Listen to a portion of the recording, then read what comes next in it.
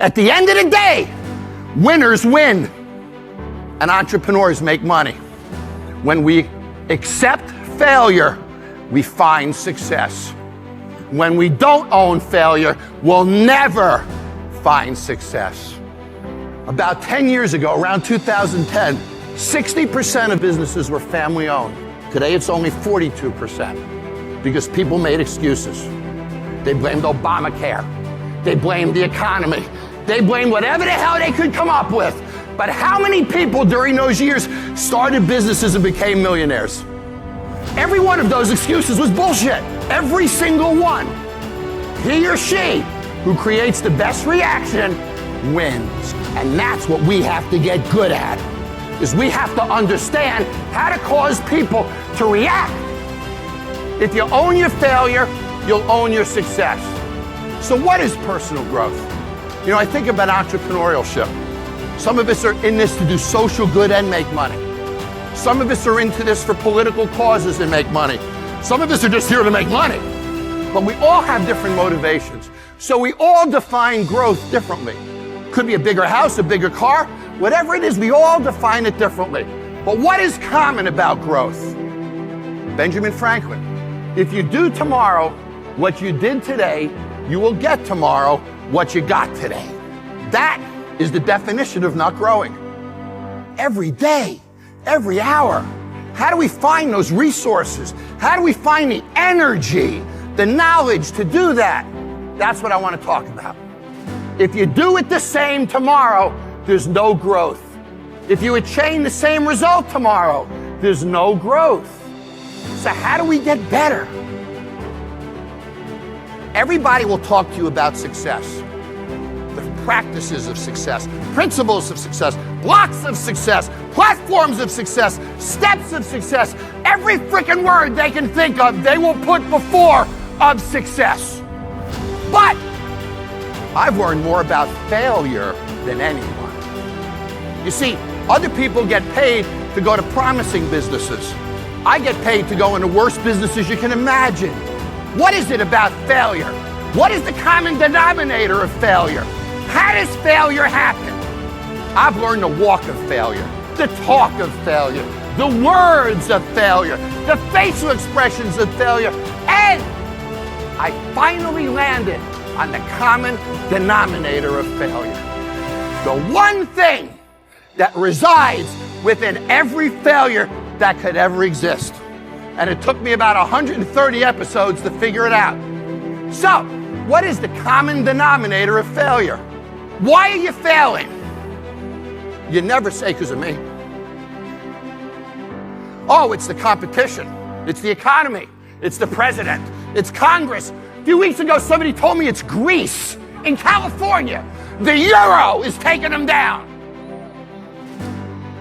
So, if you wake up tomorrow morning and blame your failure on someone or something else, you have no reason to change, do you?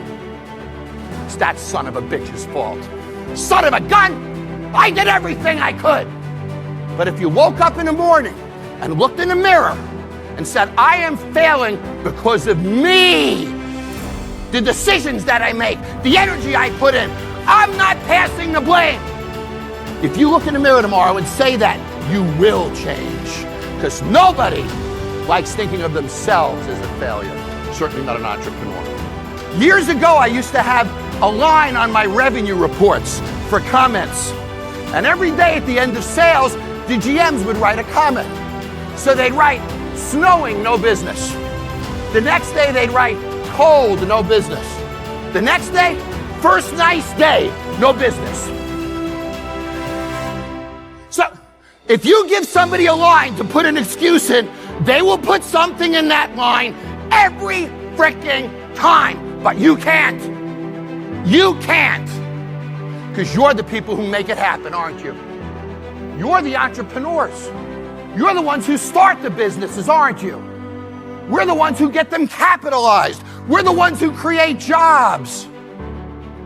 You think of your promotional partners, your neighbors, the kind of relationships that you can have, how you can expand your universe. You work it because you're focused on what? You're 20.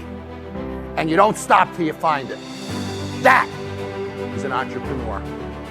The one who sleeps with revenues every night and wakes up with them every morning. Who understands that expenses are easy to manage. I can spend 25% of my revenue on labor. I do 10 grand, I can spend $2,500 at $25 an hour, that's X amount of hours. It's not hard. The fact of the matter is, everything we do must create reactions. Those reactions drive frequency, drive spend, and fuel the economy of our country. And he or she who creates the best reaction wins. That's the business world. And that's what we have to get good at, is we have to understand how to cause people to react to what we do. And it's not the product. Don't let your brain stop there. It's the way the consumer or the individual reacts to it. And when you own the reaction, you own your future. That's business. And anybody who tells you we're in a product or services business is just dead wrong. Great products fail all the time, don't they? But products you'll love don't. What's the single thing that drives success? You do. You're going to leave here today, and either you're going to change the way you act, or you're not. If you do, you're in a growth mode. If you don't, you're stuck. Let me leave you with this thought. The average American makes 3 to 5% more every year. That's it. They work their ass off to make 3 to 5% more a year. And then you meet those people who buck that trend, don't you? They double their money and their income in 3 years. In 5 years, they own the damn business. You've all seen it. That guy or girl didn't wake up tomorrow and do the same thing, did they? So we can't fall into it. It's the trap. And it's the 3 to 5% trap that happens when we don't advance the way we think.